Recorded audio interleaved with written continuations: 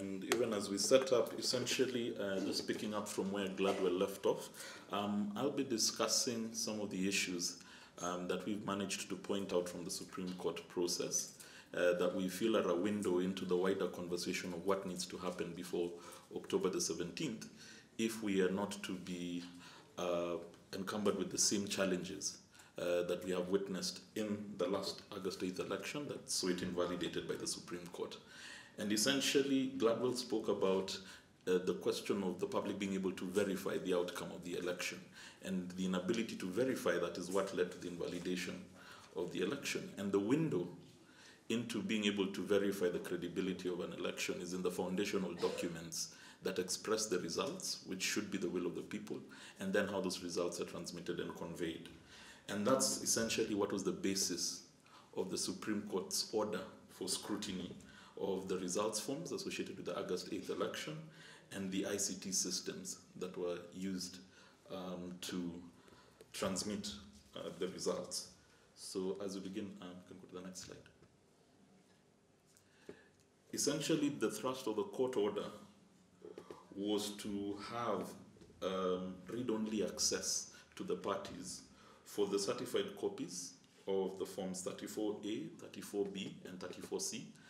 We're aware that these are the forms that were the foundational basis of expressing the results that came from the elections. 34A being the forms for the polling station results, 34B being the tallied constituency results, and then 34C being the consolidation of those constituency results, all for the presidential election. And so they were supposed to have access to those certified copies of those forms, and also to be able to access the hard copies from the polling stations, and then also finally to be able to have the transmitted copies, the photos from the KIMS kits of all forms 34A and 34B. And then, as Gladwell also intimated, a look at the servers to then establish essentially whether any of these processes or steps were compromised. And if they were compromised, who was then responsible and what the effect was. Next slide. So as I've already intimated, the essential reason we would be looking into these result forms and the server is because of the import of these documents. So these are the foundations of then being able to actually ascertain what the will of the people was in the elections. The forms are the basis through which the results had been tallied. And so if there's something wrong with these forms, or we can't ascertain the validity of these forms, then the whole question of the result becomes problematic. So how did the scrutiny work? The scrutiny focused, particularly when it comes to the forms, the scrutiny focused on certain features of those forms. And so there were supposed to be security features in these forms, and they enumerated them. The issue of the watermarks, the color of the forms, whether the forms were serialized, microtext, the magnification, also the column of commentaries on the forms, and then also the formats themselves, and whether they were anti-copy features. And the key aspect of these forms and these features was that there needed to be consistency and standardization, because they were supposed to have been produced all from one source. So we start with Form 34C, which was the consolidation of the constituency results. And immediately, the first finding was already the authenticity of Form 34C came into question. It didn't have a watermark. It lacked a serial number. And even the respondents who represented the president within the case conceded that what they were handling was a copy of an original form rather than the form itself. So you can already ask yourself, if that was the declaration document for the presidential result, what would we then be contemplating with the rest of the forms? So then we move to Form 34B, which were for the constituency level results. And essentially, what they were supposed to be looking at were 291 Form 34Bs, 290 constituencies, and then one integrating the diaspora vote. You will find that in the analysis of those forms, the report of the court registrar indicated some very interesting issues. You can see the inconsistencies that existed within the forms. That 236 forms had a watermark, 56 did not. And then you can look at the total of the forms assessed. There were 292. But then when you move to the issue about the forms that had been signed by the returning officers of the IEBC, you find 1.7% of 5 forms lacked signatures, but 281 in fact had signatures, as should be the case. But then the total forms analyzed for the signatures of returning officers were 286 as opposed to 292 as the other process demonstrated. Then we look to the forms that included the IEBC stamp. You find about 77% of them included the stamp, 0.7 lacked the returning officer's signature but had the IEBC stamp, and then you have another breakdown of the ones that lacked a serial number, where about 31 forms or 10.7% lacked serial numbers. And then the total forms that were seen to have included a serial number were 261. Next slide. Then there was the aspect of the forms signed by agents. So about 89.3% of the forms assessed were signed by agents, but 11% were not. When you look at the handover section of the Form 34Bs, again, there are discrepancies. So 64.9% were not filled in, 35.4% were filled in. And so it goes on with the forms, the takeover section of the forms. Again, you find 98%, about 98.6% of them had been filled in, and then 1.7%, actually it's 98.6% that had not been filled in, and 1.7% had been filled in. So what does this tell you about the Form 34Bs? In terms of the analysis, there's an oscillating number. In some cases, the target was supposed to be 291 forms analyzed, but we get totals of 292. And then in some instances, it's even below 292 that are assessed. So the question becomes, how many forms were actually under scrutiny? And then also, the other thing that emerges is the lack of standardization with the Form 34B. So that you begin to question, for example,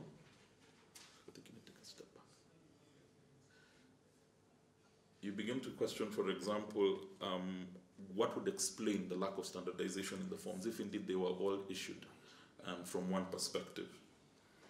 And then also, if I can now move to Form 34A. Form 34A, as I mentioned, focuses on the results by individual polling station, of which there were 40,883 polling stations for the 2017 election. And as per the court-sanctioned scrutiny, 4,120 forms were the ones that were analyzed in that process, which is essentially about 10.1% of all the forms. And this came from 5 counties. Some of the emergent issues were they were dealing with carbon copies of the forms as opposed to originals. Where there were originals, again, the issue of lacking IEBC stamps featured again.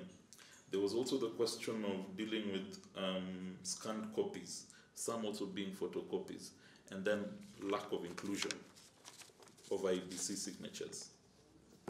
From the registrar's own report, from the registrar of the Supreme Court, some of the things they also highlighted were, for example, Form 34A from Mandera West, not being among those that were originally submitted, but then were only delivered after being requested for further. That there were 10 forms branded as being illegible, and that the originals were unavailable because they had been locked in ballot boxes. And even in Bita constituency, we had a situation where the form actually pertained to National Assembly results, and it was only after further clarification that IEBC brought the correct forms. Then there were also complaints of some forms being duplicated, as I mentioned, carbon copies, photocopies, or lacking in signatures. So also again, there's the question of looking for clarity, exactly how many forms were available for scrutiny. There was a question of 568 extra forms, 34A, that the IEBC had handed over, and what explains that. There was also the clear demonstration that the forms had been inconsistently handled by the IEBC officers. And maybe that pointed to a very significant gap in training and understanding of how to utilize those forms. And so the overall scrutiny of the forms points to those three challenges enumerated there. That you were using forms that had not been standardized, despite the fact that that was the requirement. You were also dealing with forms that had been handled inconsistently by officers. And then it was also unclear how many forms were original that had actually been submitted to the court for scrutiny. And so that already begins to establish a foundation of questioning whether the results were verifiable. And so we move to the ICT aspect, which then concerns itself with the transmission of results. And so the court's expectation was then to facilitate a process whereby they could assess or ascertain whether or not the system had been compromised and could therefore be used to manipulate the results. So there were certain issues that the IEBC was expected to furnish the parties with. And one of the key issues to begin with was the issue of the firewall. And the firewall essentially regulates the flow of traffic into the network.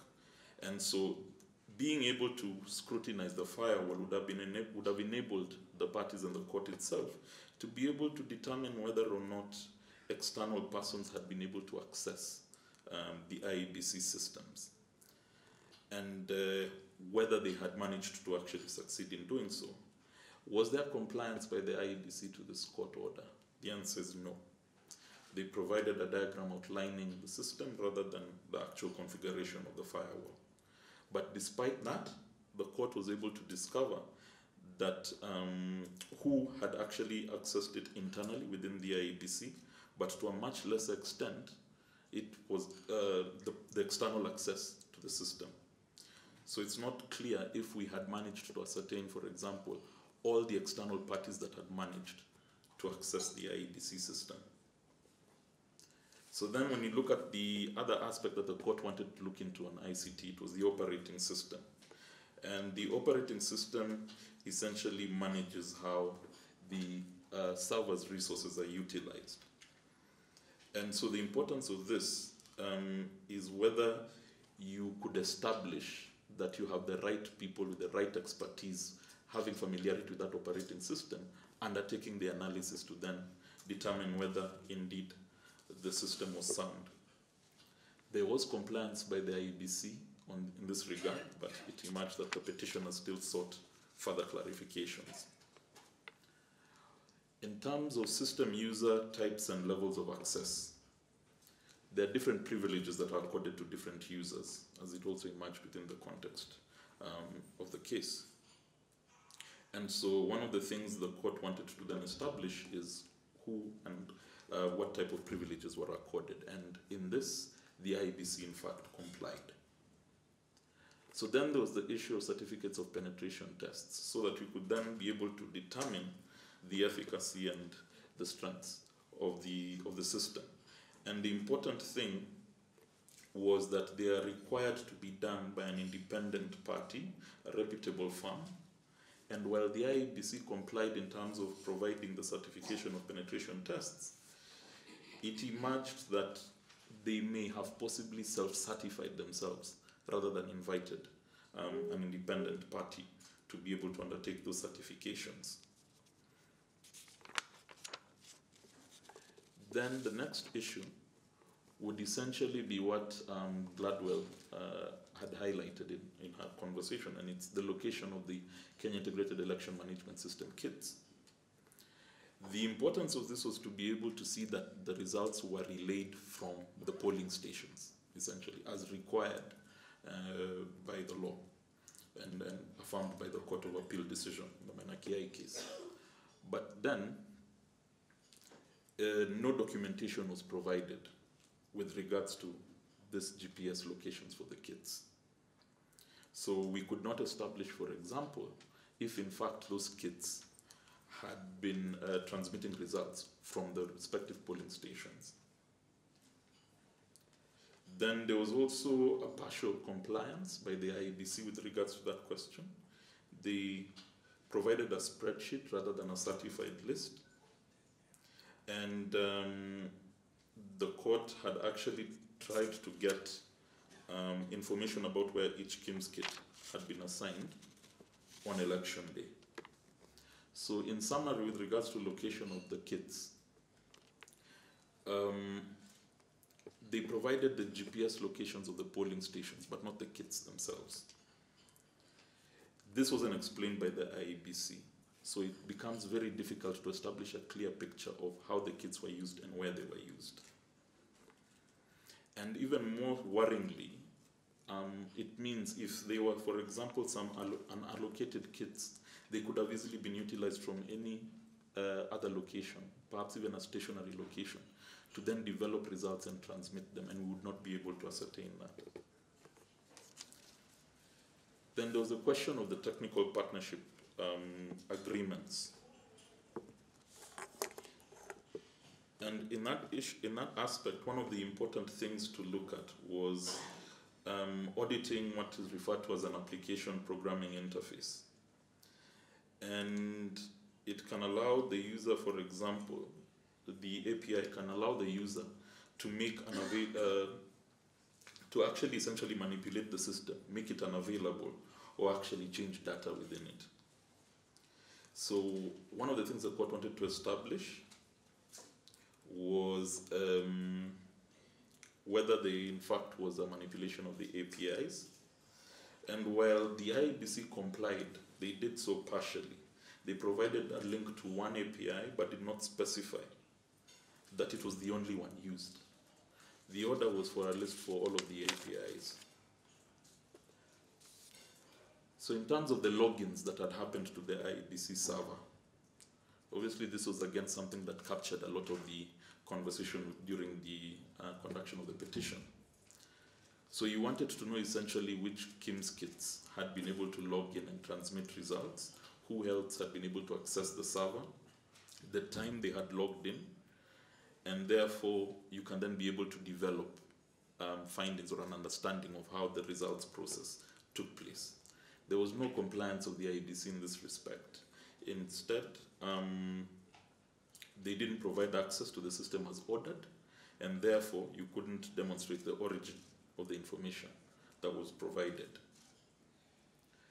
So then also, the database management system similarly was of importance because again, you look through the users who had logged into the KIMS database management system. There was no compliance by the IEBC. And in an overall picture with regards to this, is that you're now unable to establish much of what happened with regards to the IEBC server in the absence of this information and not compliance. As I begin to conclude, there's the aspect of also the administrative access log for the public results portal, which was also again the subject of huge debate in terms of whether we were dealing with a public portal or we were just dealing with mere statistics. The court had ordered the IEBC to be able to show logs related to who had accessed the public portal from the 5th of August to the 29th of August. There was no compliance by the IEBC in that regard. And then also the soft copy of the logs for the last 3 logs were not complied with by the IEBC. So what does that say about ICT overall? As Gladwell had mentioned, you had only 7 out of 16 aspects of the court order being complied with by the IEBC. And so we would wait for the detailed judgment to see whether that level of compliance was satisfactory for the court, that 50% of their request had been met. But then the inability, as again Gladwell intimated, to provide this information also raises critical questions about the verifiability of the outcome of that election. And so in total, we begin to then ask ourselves, as we move towards October 17th as the established date for the fresh presidential elections, what are some of the things that we would then need to see happen that can correct some of the anomalies we have seen? Because even in the absence of the detailed judgment, it's very clear that significant anomalies, gaps, and infractions that happened with regards to the IEBC's operation of the results forms and the transmission of the results.